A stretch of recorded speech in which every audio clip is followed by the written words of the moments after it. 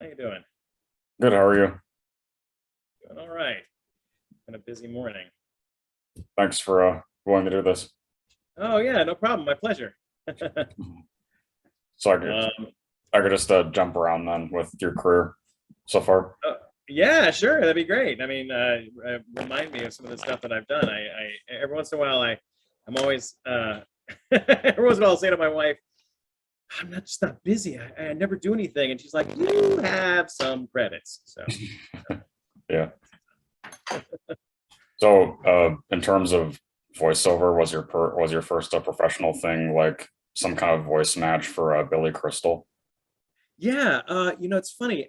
Actually, it wasn't really Crystal. It was originally um, it was just supposed to be for Wesley, Oh, uh, for the video game that was on the 20th anniversary DVD of The Princess Bride, and it was super surreal. I went in there and I did recorded Wesley, um, and while I was in there, I was playing around with some of the other voices, and I did a scene between Wesley and Inigo Montoya, which I like to kind of do, and and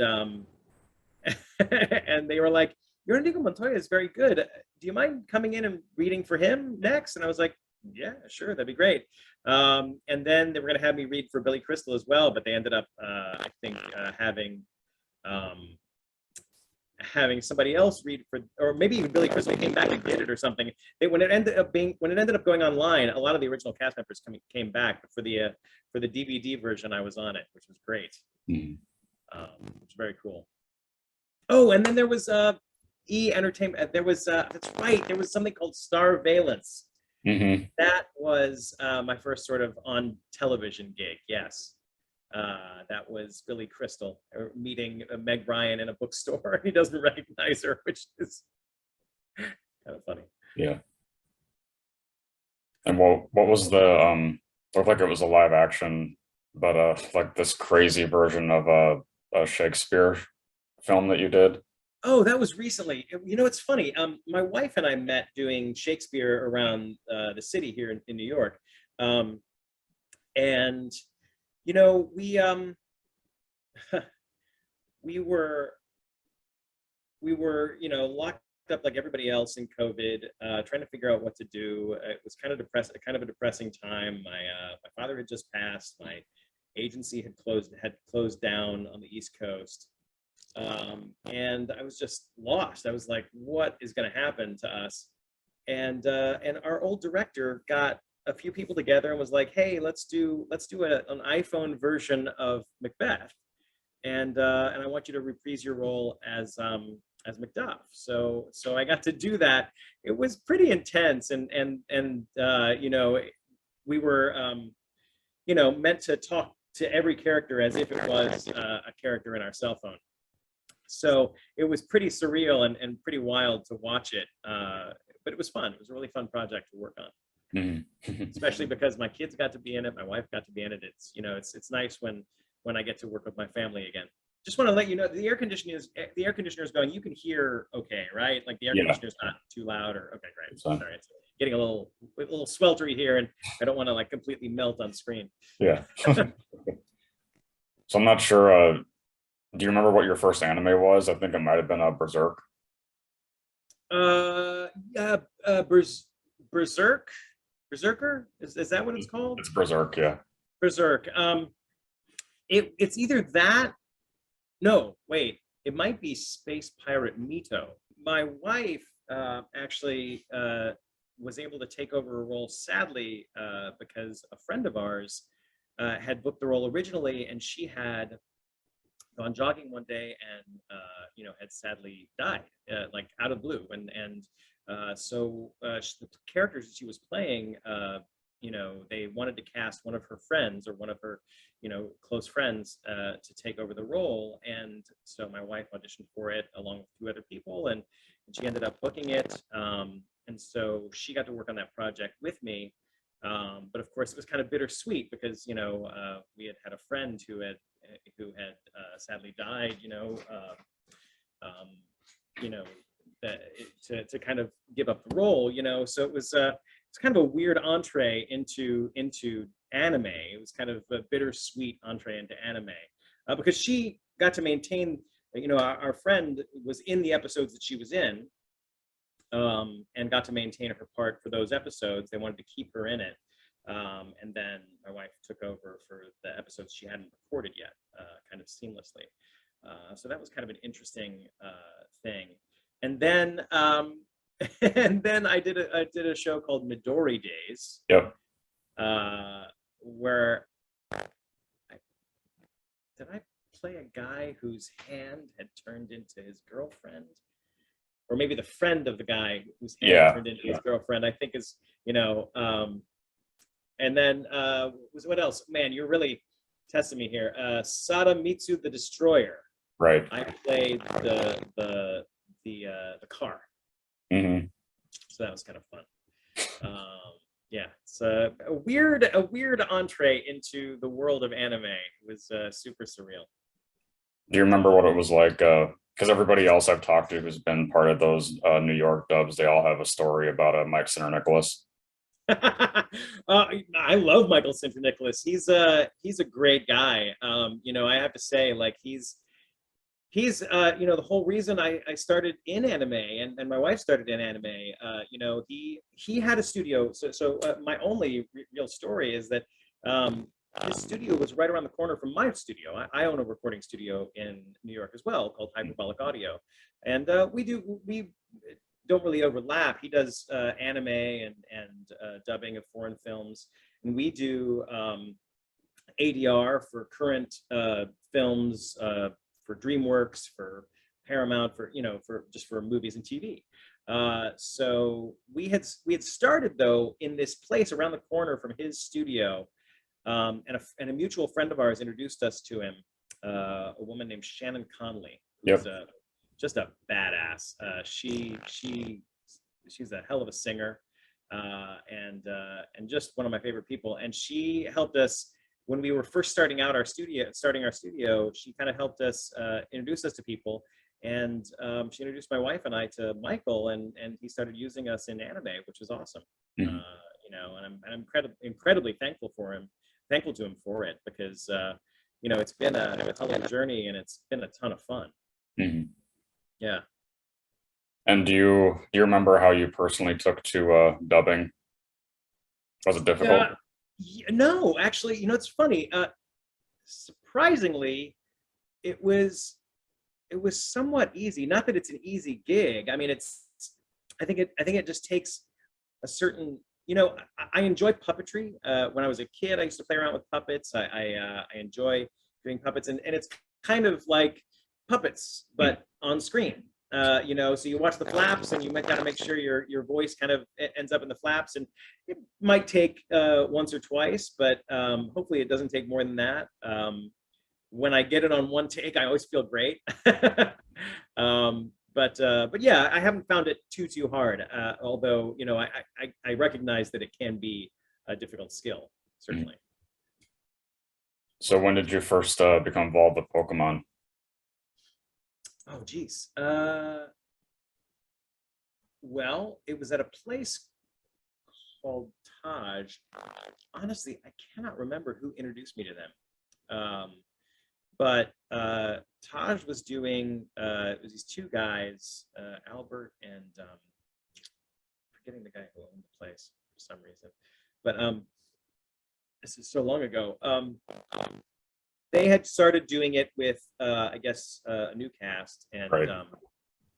And they were looking for actors. It might have been somebody through the same group, through Shannon, through some of the anime people that I've been working with. But I got an audition, and I went over there, and I auditioned for a couple characters, and I ended up booking Professor Rowan. And I because I'm just that much older than the generation that was watching it. I was kind of behind. I was kind of behind on kind of the big phenomenon of Pokemon. And so, when people started reaching out and saying, "Hey, you're Professor Rowan. Can I get your autograph?" I would always be kind of taken aback at how deep the fan base goes. But it's a character that people remember. A friend of mine has these twins. A very close friend of mine has these twin boys, and Pokemon's still a game that they play, and a card game that they play, and they watch the show once in a while. And like one day it came up. They're like, "What character did you play?" And I was like, "Well, I started off playing Professor Rowan," and they were like, "We have a Professor Rowan card. You can have it." And they ran to their room and they came back and they gave me the Professor Rowan card, and I took it home and I have it like in my drawer, in my sort of keepsake drawer in my dresser. Well, one of your other pretty popular male characters on Pokemon is Wallace. Oh, right. Gosh, it's so hard for me to remember some of these things because it was so long ago. Most recently I played Abe, who's the dad, in like one of the more recent seasons. But yeah, because my, it's funny, my kids, we didn't really have cable when they were kids, and so they kind of missed it. And so now when my wife are on it, we have to make a point of watching it ourselves because our kids are older now, that they're not watching it. And so we're not going to know when we're on unless somebody reaches out via Twitter or somebody, or we know the show's coming up. But that's what happened. I guess somebody reached out to me via Twitter not too long ago and was like, "Are you going to be coming back as Professor Rowan?" I was like, I didn't know he was coming back. And then a couple weeks later, I got a call from Lisa Ortiz, and she was like, "Hey, Yeah, you may have heard." It's fun. It's a fun group. I really enjoy it. It's probably the longest running gig I've had. And I sort of drifted away from it. I was doing a lot more stuff in California before they moved to California. And kind of focusing on stuff for Nickelodeon and things like that. And they would call me once in a while, and I would say whether I had time or not. But I always enjoy going back for a character or two because it is nice seeing those people. They're all great people. They're all incredibly talented, fun, generous people to work with, and we don't get to hang out that often. So if we do get to see each other in passing, at the studio or have a little get together, it is nice. Well, in terms of actual Pokemon, I know the main one you play is a Chatot. Chatot, was it a carp? What is it? Oh gosh, I'm really bad at this. Some carp. It's some big gigantic fish. Okay. And something harpy carp or carpy. I can't remember. I cannot remember the name of it. And Glaggy. Yep. Glaggy.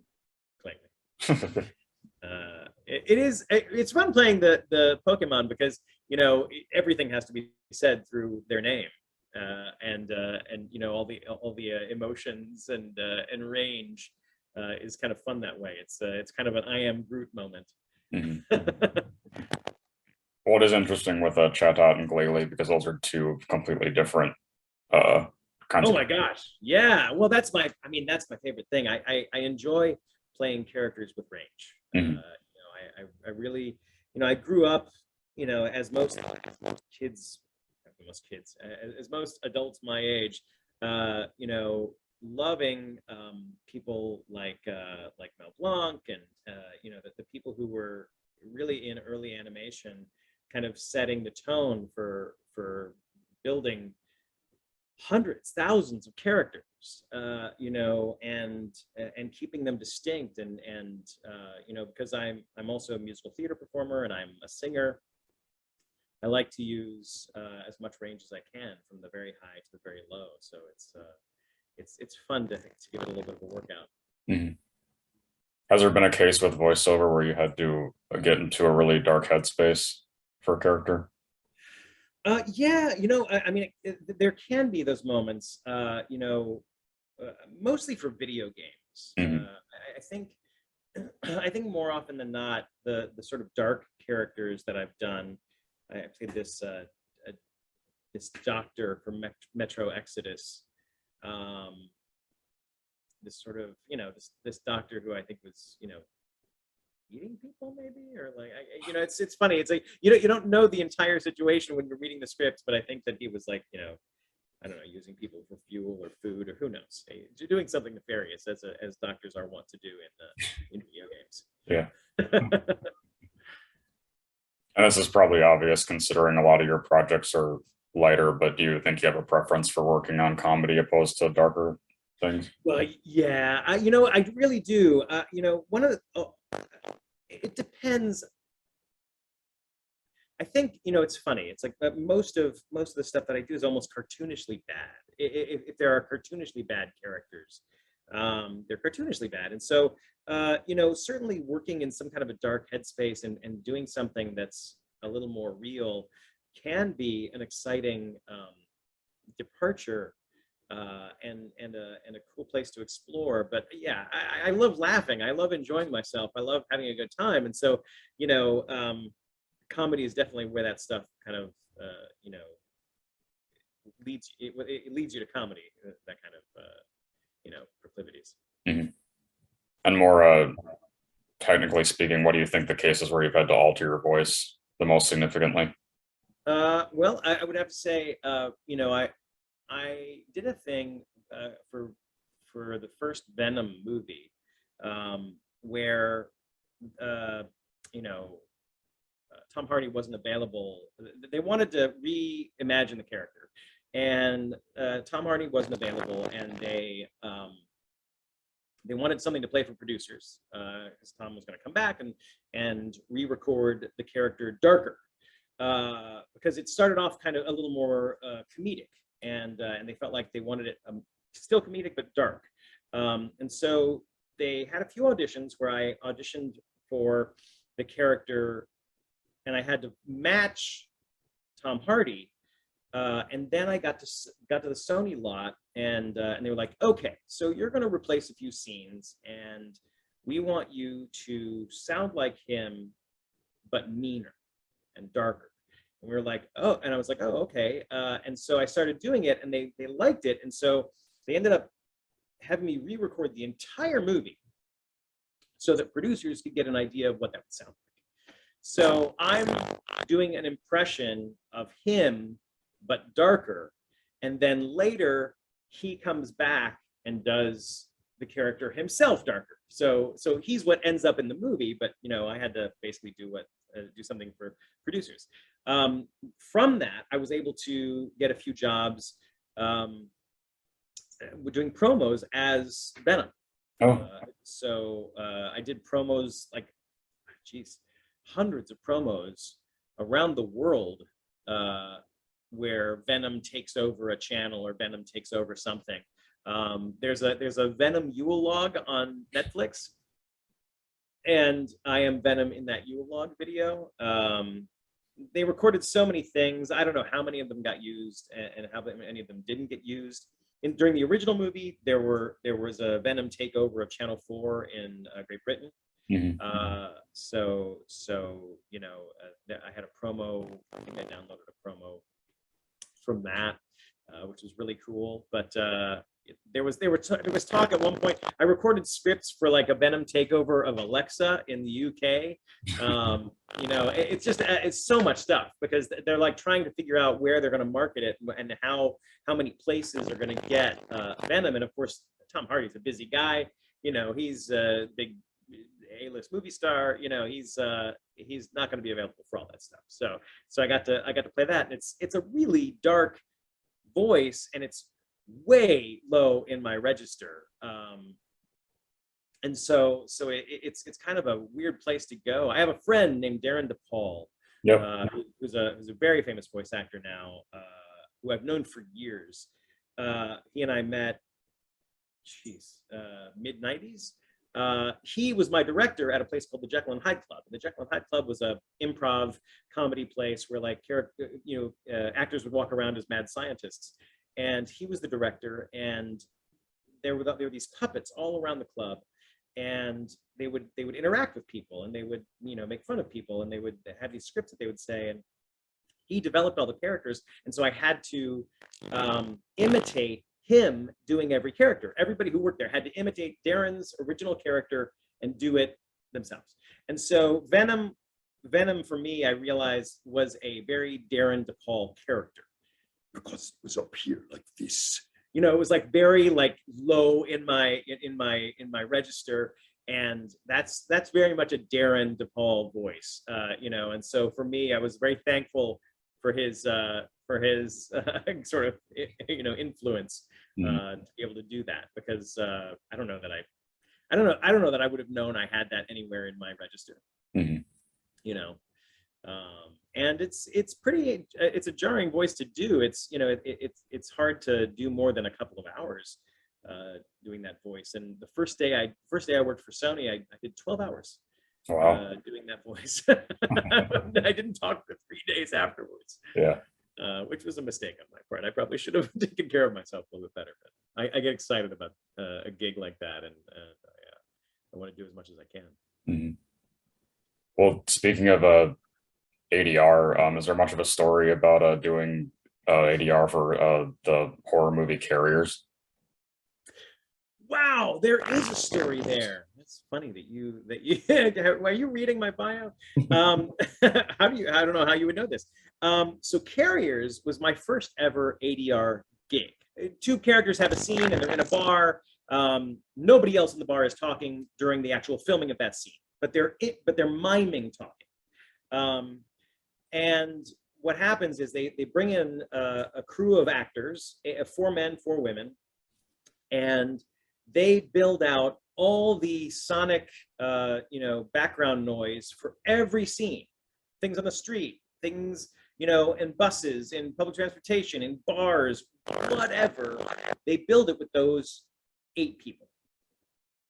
And it's daunting. It's a lot. You know, it's not just saying peas and carrots or things like that. You're not muttering. You are having improv conversation with another actor. It can't be something that's going to draw attention, but you're improvising just dialogue. And so my first ever gig, I was super excited to get it. It was this movie Carriers, and I worked on it for a couple of days, and they had these guys in hazmat suits, and these guys in hazmat suits were very hard to hear. And they shot that in the Southwest and did a lot of stuff in LA, and all the actors were from LA or the Southwest, and then they were doing their post-production in New York. And so we're doing all the ADR in New York, and I get cast as Hazmat Guy 2, and you don't see their faces, you don't see anybody's faces. And couple years later, it took a couple years for it to come out because Chris Pine was all of a sudden cast as Captain Kirk. And so they were like, oh, we're going to put this movie on hold until we're going to ride the Chris Pine wave, right? So a couple years later, the movie finally came out, and I'm like, I'll look it up on IMDb. Am I credited? You know, I look it up, and sure enough, Hazmat Guy 1 is played by my cousin in LA. It's actually my wife's cousin. He and I call each other cousin. His name is Dylan Kenin. He's an on-camera actor in LA, and he's one of the hazmat guys. And so I'm replacing, and another person replaced his voice. I'm replacing the voice of the person playing a scene with my cousin in LA. Which is just mind-blowing. It's mind-blowing that I didn't recognize him, but how could I? And it's mind-blowing that just the you know, the coincidence is kind of staggering. He was just getting his start. I was just getting my start. Me in voiceover, him on camera. So it was pretty surreal to have that happen. He was a little bummed that his voice didn't get up in the movie, but he's done a lot since then. So he's done okay. He's been in things like Sicario and oh geez, he's got a list a mile long. He's does a lot of stuff with Seth MacFarlane. He's been in a couple of he's been on an episode or two of The Orville. He's been in A Million Ways to Die in the West. Just does a ton of stuff. My lights went out here. So yeah, it's pretty wild. It's pretty kind of a crazy business that way. Well, is there a special story of how you got into SAG too? SAG. That was a commercial. Okay. It really was. I mean, like, it's funny. It's my first SAG gig. So I was working on Pokemon. I was working. I was the voice of I was the voice of Burlington Coat Factory for the early aughts, which is a good gig. It was a steady gig. It was regular pay. I was doing I was doing probably 45 spots a year for Burlington Coat Factory. And I was like, oh my gosh, like this is the most I've ever made as an actor, and it felt great. And the difference between that and union is the difference between making about 40,000 for the year and making $1 million. Yeah. Because I had a friend who was at the time the voice of Macy's, and I was the voice of Burlington Coat Factory, and I made about 40,000, and she made about $1 million. She hasn't even told me what she's made. I'm assuming, and it's like because I'm sure it was a lot. So yeah, it's kind of weird, and it's because obviously they use the voice a lot. I remember the first time I did the Burlington Coat Factory stuff. I was taking a flight out to LA, and it was JetBlue had just started putting TVs on planes, and every time I would turn the channel, my voice was on the channel. I was like, they're playing this thing a million times. I've seen it probably 50 times flying from the east to the west coast. I'm like, it's everywhere. My voice is absolutely everywhere. This is insanity. So yeah, it was a little bittersweet there at the beginning. But my first SAG gig was I had to sing an Echo the Dolphin Christmas Carol for a commercial. Oh, okay. And I can't even remember how I did it, but I do remember that in my audition, at one point I gargled while I was singing, and they thought that was hilarious. Even though I didn't have to do that for the actual booking, they just thought it was funny that I actually decided to through gargling water. It was weird, but you take chances. You see if it works. Yeah. So was that before your appearances on Law and Order then? No, about the same time. That was pretty early on. Or no, it was probably the late aughts. I think I had done a Law and Order, and then by the time I did the Echo the Dolphin thing, I was a must join. Mm-hmm. And then I got another Law and Order, which was awesome. And then I got to work on the Smurfs movie, which was just incredible. I'm incredibly thankful for the people who worked on this. I worked on the Smurfs movie with Jordan Kerner, who's just an incredible producer. I'm just beyond thankful to him for the opportunity to work on those movies. It's interesting. I didn't end up in the movies. I had a small part written for me for the first movie, and then I just do some fill-in voice work in the second movie.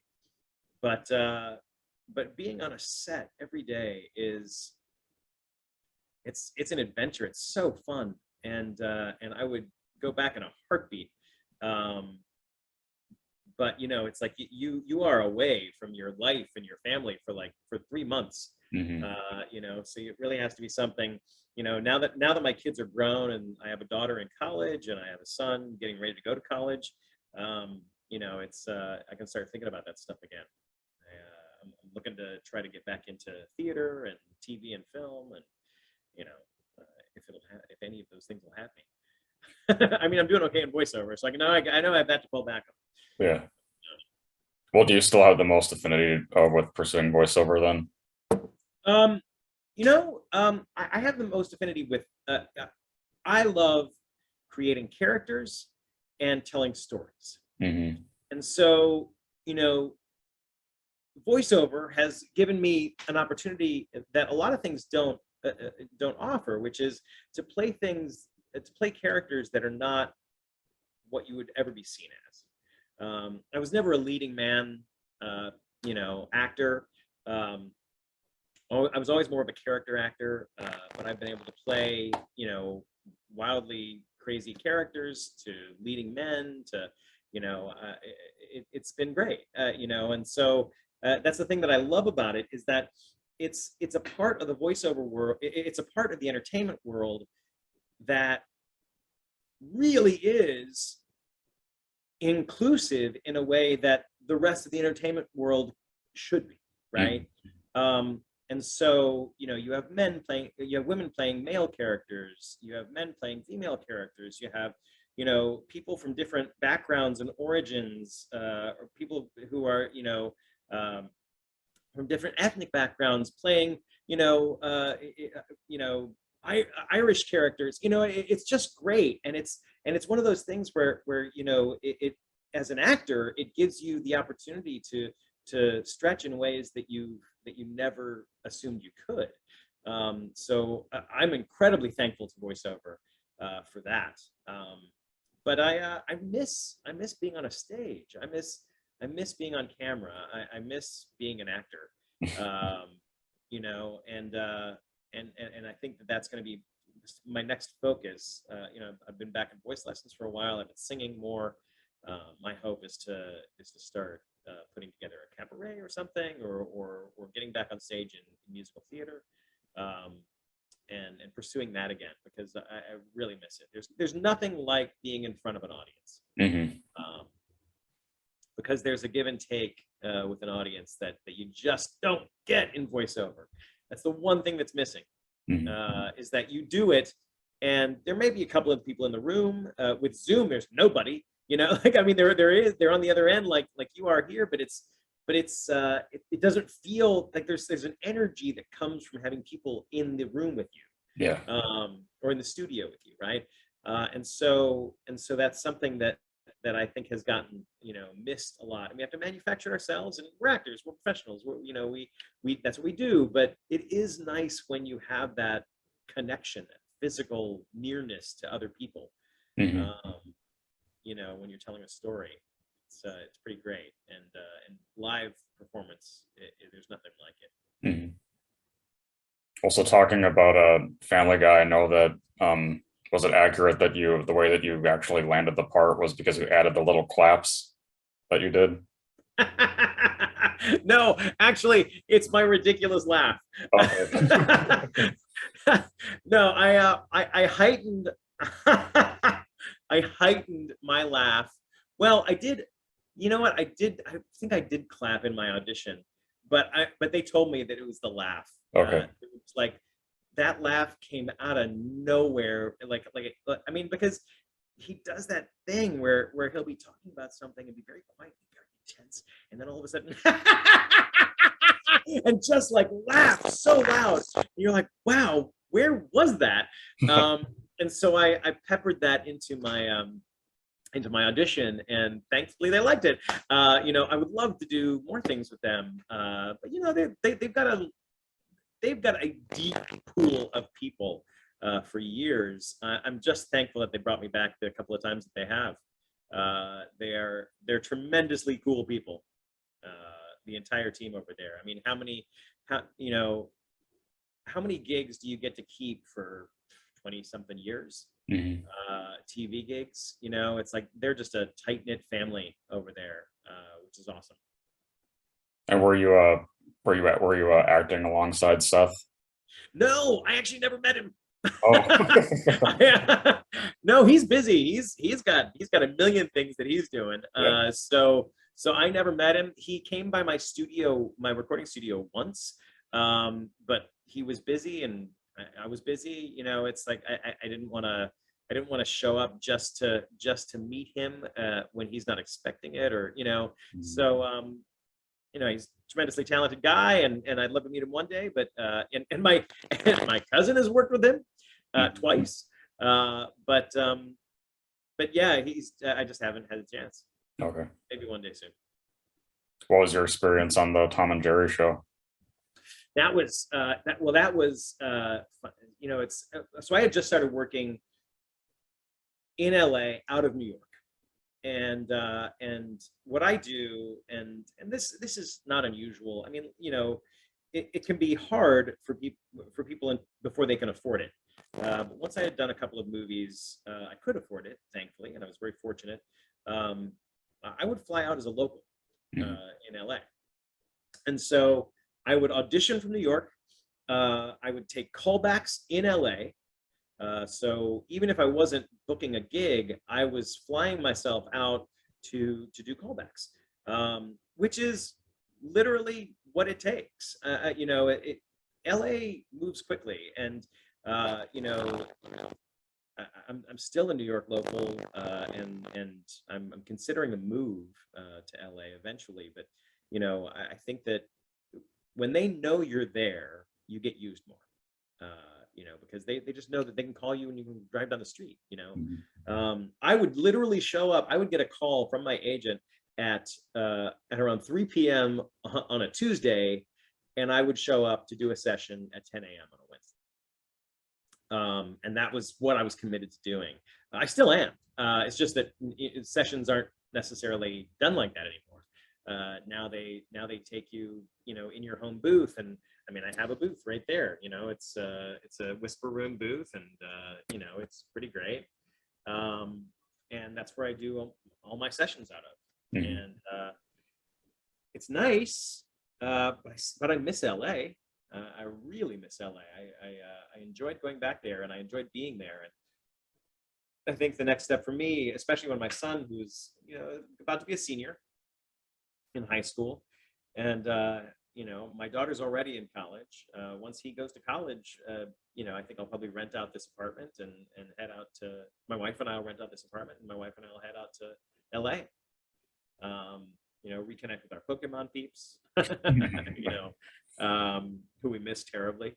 And pursue things out there, and you know, I think that it's a lot easier to continue pursuing things. I've been very fortunate, and it's because I had a absolute 100% commitment to being there whenever they wanted me. Mhm.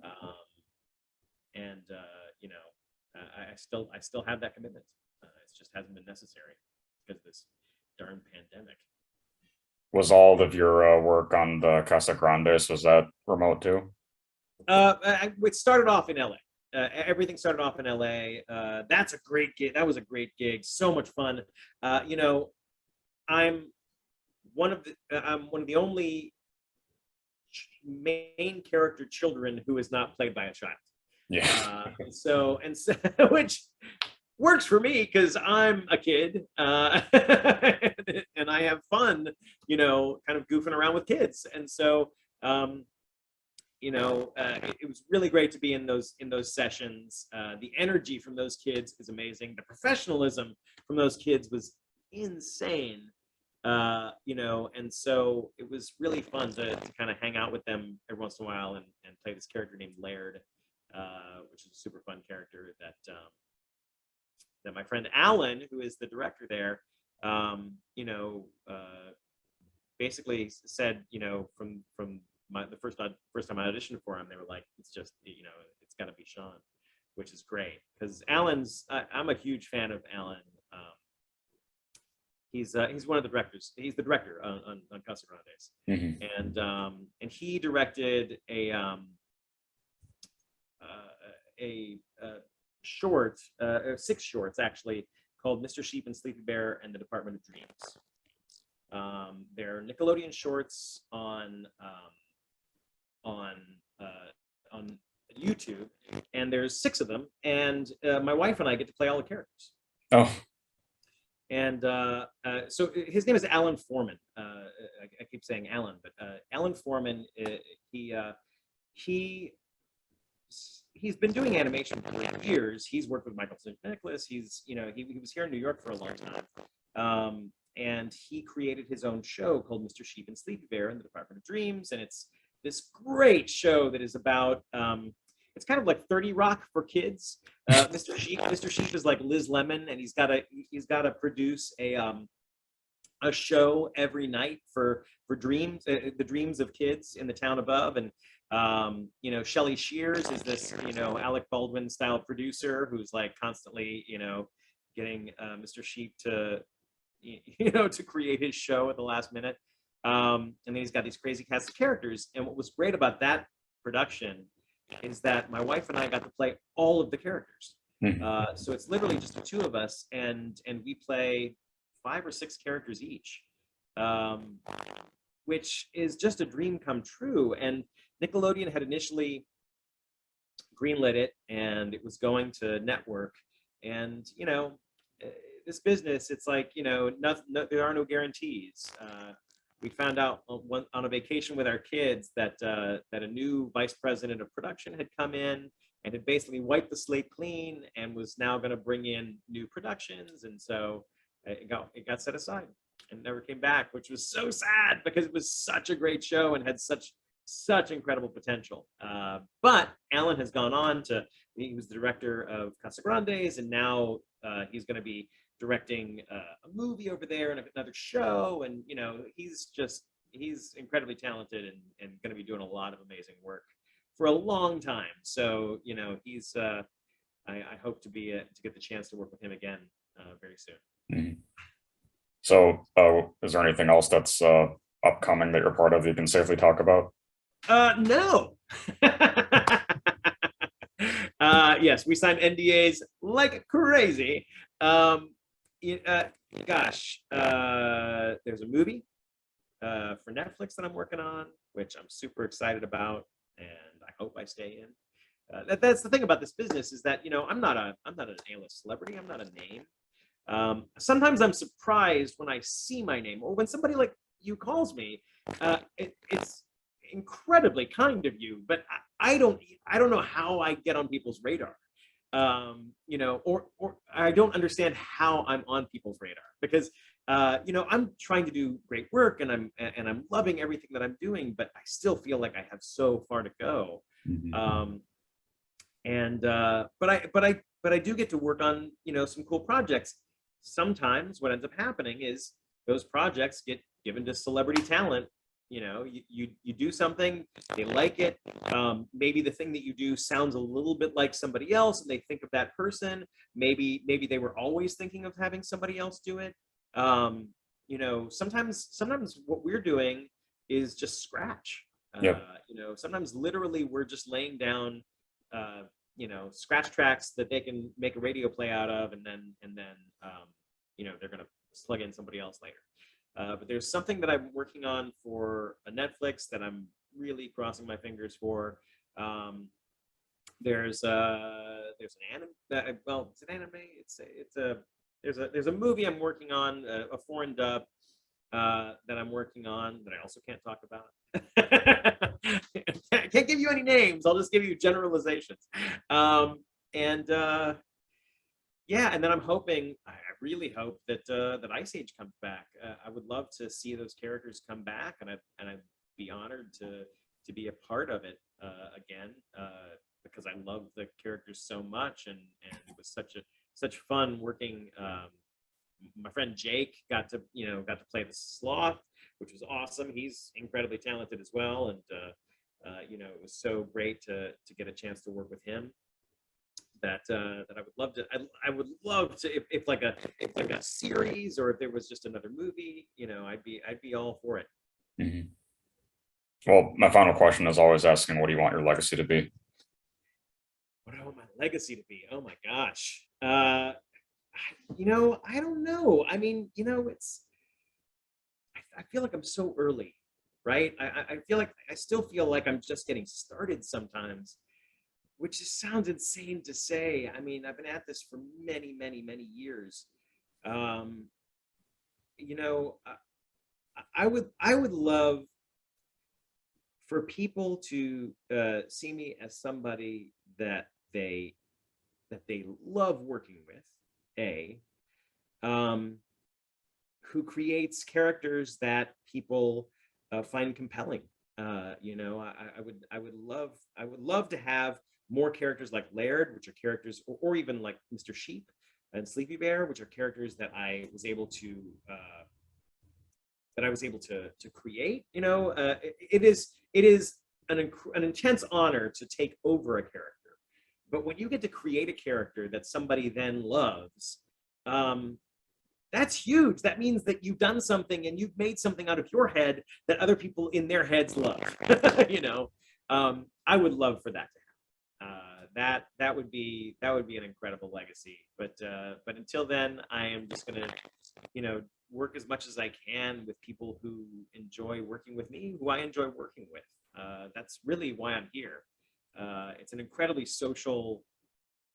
I like the social aspect of the business. I like meeting other people. I like finding out what other people love, what other people enjoy. I like, you know, I like sharing what I enjoy with other people. I think that kind of communication, that kind of back and forth is what drew me to acting in the first place.